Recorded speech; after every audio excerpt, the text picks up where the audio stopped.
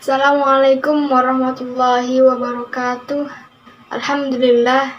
Alhamdulillahirabbil alamin wa bihi nasta'in wa ala umuri dunya waddin. Assalatu wassalamu ala asyrafil anbiya'i wal mursalin wa ala alihi wa sahbihi ajma'in, amma ba'du. Yang saya hormati Bapak Abdul Ghafur selaku dosen pengampu mata kuliah metode tafsir. Semoga Allah jaga beliau dan keluarga beliau serta teman-teman sekalian yang saya banggakan.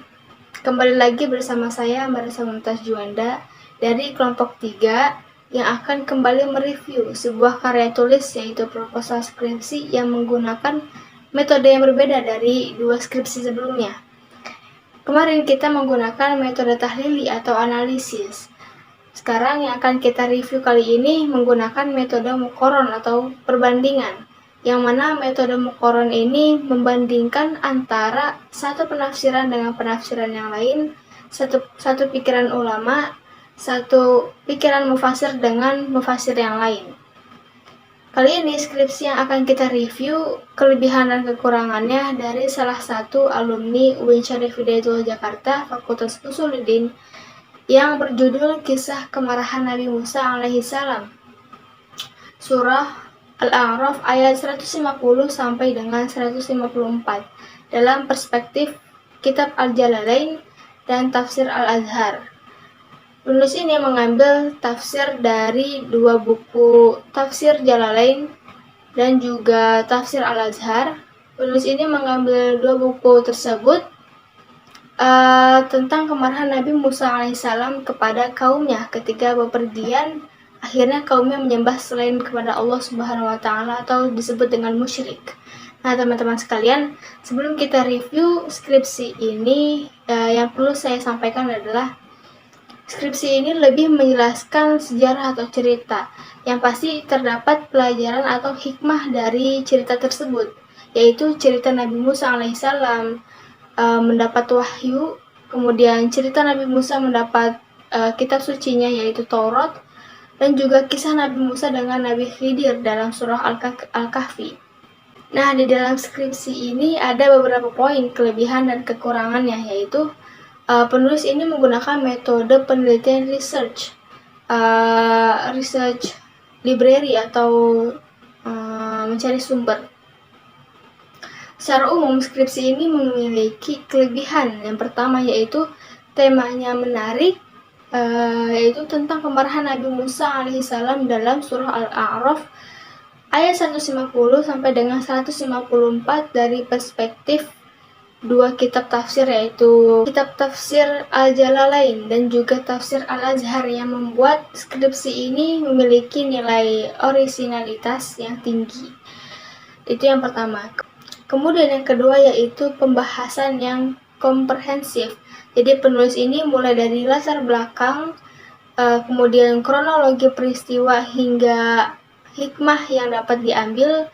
Jadi skripsi ini juga membandingkan antara 2 penafsiran, yaitu kitab tafsir Al-Jalalain dan juga kitab tafsir Al-Azhar. Kemudian kelebihan yang terakhir yaitu pada metode penelitian yang keempat. Jadi penulis menggunakan metode kepustakaan, menganalisis konten. Jadi metode ini tepat untuk menganalisis teks tafsir. Itulah kelebihan dari skripsi ini. Adapun kelemahannya yaitu yang pertama, pembahasan mengenai hikmah dari Nabi Musa alaihissalam kurang mendalam. Jadi hanya secara umum. Padahal kisah ini mengandung banyak hikmah yang tersirat, bukan hanya tersurat, seperti pentingnya menjaga amarah, kesabaran, dan juga pentingnya meminta ampun kepada Allah Subhanahu wa Ta'ala.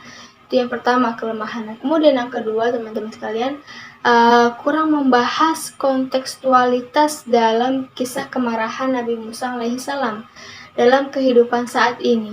Jadi skripsi ini hanya membahas kisah ini hanya dari segi teologis, padahal konteks ini bisa dikontekstualisasikan dalam kehidupan sehari-hari. Misalnya bagaimana kita sebagai muslim menahan amarah, menjaga kesabaran, bahkan meminta ampun kepada Allah Subhanahu wa Ta'ala. Nah, itulah kelebihan dan kekurangan dari skripsi ini dapat disimpulkan, dan saran yang saya sampaikan yaitu pertama, perdalam pembahasan mengenai hikmah dari kisah kemarahan Nabi Musa alaihissalam. Jadi penulis itu harus dapat membahas hikmah tersebut secara lebih spesifik, misalnya hikmah bagi individu, keluarga, dan masyarakat.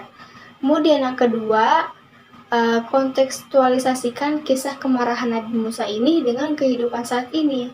Penulis dapat membahas bagaimana cara menerapkan hikmah dari kisah tersebut dalam kehidupan sehari-hari. Kemudian terakhir, menambahkan kesimpulan dan saran di akhir skripsi. Jadi skripsi ini kesimpulannya itu harus berisi ringkasan dari seluruh pembahasan skripsi, sedangkan saran harus berisi masukan bagi penelitian selanjutnya. Jadi itulah kelebihan dan kekurangan serta saran yang saya sampaikan. Mungkin itu saja yang dapat saya review dari skripsi ini. Semoga bermanfaat dan mohon maaf jika ada kesalahan. Wassalamualaikum warahmatullahi wabarakatuh.